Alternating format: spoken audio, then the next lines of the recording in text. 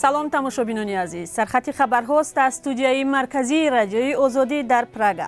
Дар Тоҷикистон 7 муассисаи таълимии хусусӣ баста шуд. Ба кӯдаки тоҷике ки пас аз 5 сол дар Русия ба волидонаш баргардонида шуд, шаҳрвандии Тоҷикистонро доданд. Дар Термиз машқи муштараки низомии нирӯҳои Тоҷикистону Узбекистон шурӯъ шуд.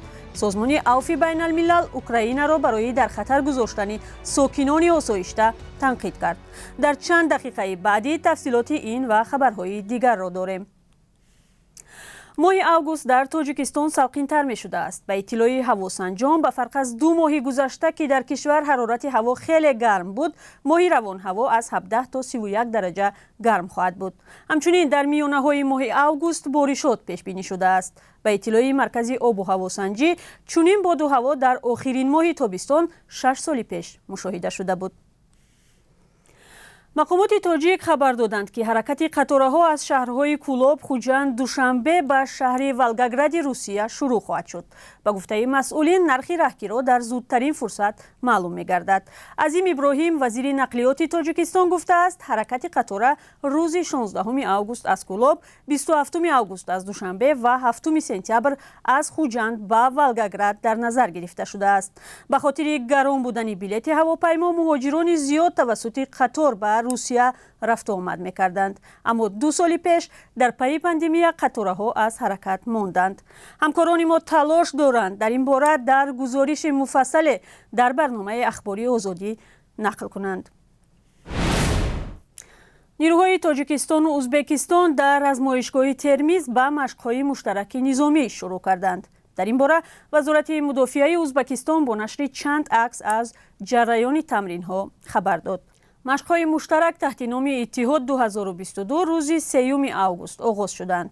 генерал-майор Игамзод Шароф Худойбердӣ, муовини раҳбари ситоди генералии қувваҳои мусаллаҳи Тоҷикистон ва Зайнобиддин Иминов, фармондеҳи нирӯҳои махсуси низомии Узбекистон ки тамринҳоро раҳбарӣ мекунанд, изҳори умедворӣ карданд ки ташкили машқҳои муштараки низомӣ робитаҳои дӯстӣ байни ду кишварро таҳким мебахшад. дар ин тамринҳо низомиёни ду кишвар донишу малакаи худро намоиш дода, усули ҷанги тан ба тан, аз майдони ҷанг берун бурдани захмиҳо ва муқомимат ба ҳамлаи душмани эҳтимолиро машқ кардаанд. тамрини муштараки низомӣ дар ҳолест ки Тоҷикистону Узбекистон аз тавсияи нуфузи Толибон дар Афғонистон нигаронанд. дар 4 моҳи ахир 3 бор аз хоки Афғонистон ба тарафи Тоҷикистону Узбекистон мушак сар доданд. ва ҷунбиши Толибон мегӯяд, иддаоҳо дар бораи куштори раҳбари созмони Алқоида Айман аз Завоҳириро таҳқиқ мекунанд. ҳафтаи равон Иёлоти Муттаҳида хабар дод ки Завоҳирӣ дар пойтахти Афғонистон тавассути ҳавопаймои амрикоӣ бидуни сарнишин ба қатл расид. тибқи иттилои манбаъҳои амрикоӣ, Завоҳирӣ 31 июл дар манзиле кушта шуд ки ба раҳбари Толибон тааллуқ дорад.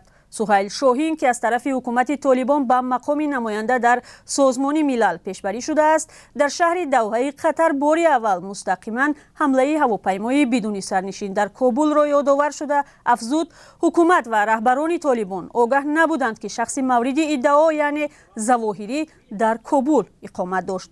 Толибон таъкид карданд ки агар чунин амал такрор шавад, паёмади он бар дӯши Амрико хоҳад буд. котиби давлатии Иёлоти Муттаҳида Энтони Блинкен изҳор намуд ки Толибон бо тақдими паноҳгоҳ ба Завоҳирӣ ба таври ҷиддӣ хилофи созиши Давҳа амал кардаанд. дар Тоҷикистон фаъолияти 7 муассисаи таълимӣ ва то мактабӣ манъ карда шудааст. Оҷонсии назорат дар соҳаи маориф ва илми Тоҷикистон хабар додааст ки кори ин муассисаҳо ба талаботи маориф ҷавобгӯ набуданд. ба ин тартиб мактаби хусусии Мирзо Ҳасанзода дар ноҳияи Мастчоҳ, муассисаи таълимии Ояндаи Дурахшон дар Бӯстон, марказҳои томактабии Британский дом ва ҳисори маркази омӯзишии Чароғи дониш аз фаъолият бозмондаанд.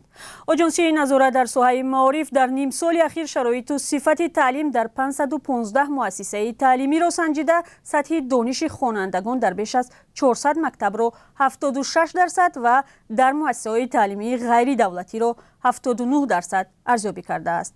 танқиду нигарониҳо аз сатҳу сифати таълим дар кишвар кам нест. мутахассисон ва ҳам волидони зиёд аз вазъи маориф, аз ҷумла маоши ками муаллимону тарки соҳа кардани онҳо ва фасоду поин будани сатҳи дониши муҳассилин шикоят мекунанд. کودک تاجیکی که بعد از 5 سال در روسیه با والدانش برگردانیده شد صاحب شهروندی تاجیکستان شده است. یک منبع آگاه از قضیه در ولایت ایرکوتسک روسیه به رادیوی آزادی گفت با مریه خردسال همچنین روانشناسان صحبت داشتند و وی گفته است با مادرش به تاجیکستان می رود.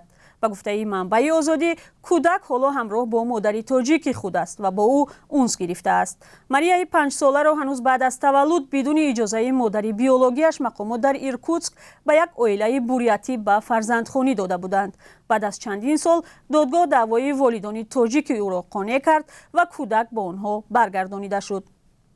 اما قضیه همانا نهایی نشده است. خانواده که مریه را به وی رساند تلاش دارد کودک را پس بگیرند. آنها به مقامات بالایی شکایت بردند. در مرافعه نوبتی دادگاهی که روز 17 آگوست برگزار می شود، دادگاه تصمیم خواهد گرفت که کودک به تاجیکستان برده می شود یا نه. قرار بود مریه با والدانش آخر ماه ایول به دوشنبه برود، اما مقامات روسیه به آنها اجازه بیرون شدن ندادند. برخی از رسانه‌های روسیه میگویند کمیته تفتیشاتی برای به اجازه به فرزندخوانی دادن دختری 5 ساله مهاجران تاجیک نسبت مقامات پرستار ایرکوتسک پرونده جنایتی باز کرده است. و حالا از قربی اسعار میگوییم. امروز 5 آگوست قربی رسمی روبل به تغییر است. بانک ملی تاجیکستان 1000 روبل روسی را 164 سومانی و 60 درم معین کرده است. 1 دلار آمریکایی 10 سومانی و 26 درم و 1 یورو را 10 سومانی و 45 درم تعیین کردند. بیننده عزیز، این معلومات درباره قربی رسمی اسعار خارجی است. در بانک‌های تجارتی آن میتواند فرق کند. تشکر که تا این لحظه ما را همراهی کردید. خبر و گزارش‌های دیگر را در سامانه‌های آزادی و نشر نوی برنامه اخباری آزادی ببینید. برنامه 3 ساعت پس نشر می شود و ما شما را انتظاریم.